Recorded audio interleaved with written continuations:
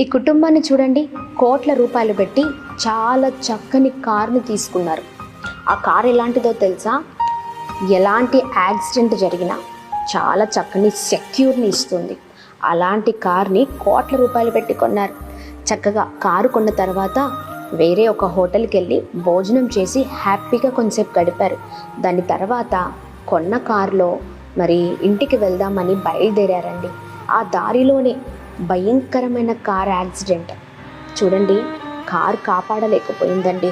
అంత భయంకరంగా ఆ కుటుంబం అంతా కూడా, కారులో ఉన్న వారందరూ కూడా చచ్చిపోయారు. చాలా భయంకరమైన ప్రమాదం జరిగింది.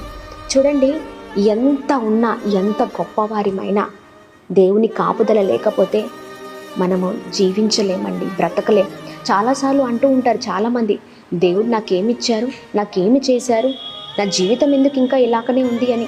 కానీ చూడండి, దేవుడు మనకు చక్కని ఆరోగ్యాన్ని, చక్కని ఆయుష్నిచ్చారు, చక్కని కాపుదల మనకుంది.